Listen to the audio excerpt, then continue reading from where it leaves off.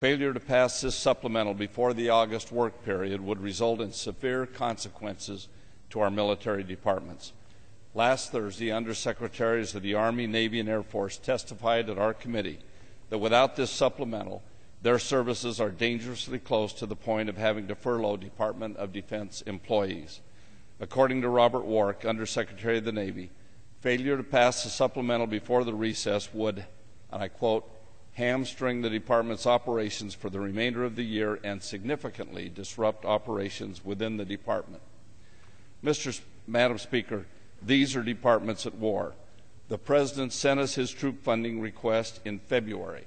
Our former commander in Afghanistan, General McChrystal, urged its passage by Memorial Day.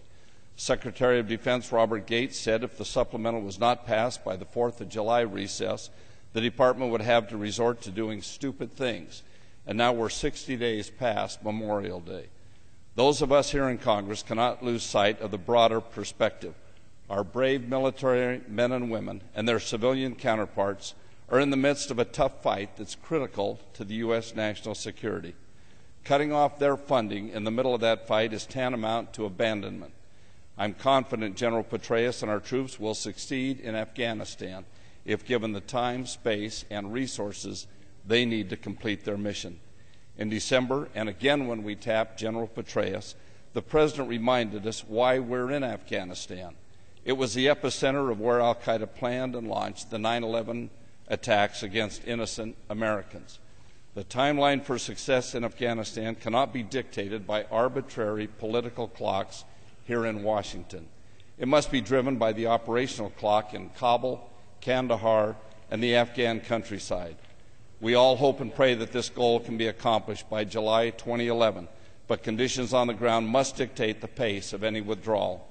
The Democratic leadership in the House has tried to advance their domestic political agenda on the backs of our forces, while at the same time permitting one anti-war measure after another to be debated on the House floor. This is cynical and wrong. A vote on a clean troop funding bill is long overdue. We should have accomplished this work months ago, not in the last minutes before we adjourn for the August work period. We must send this troop funding to the President without further delay.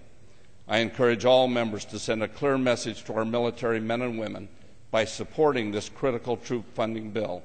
This Congress believes in you, we support you, and we honor your dedication.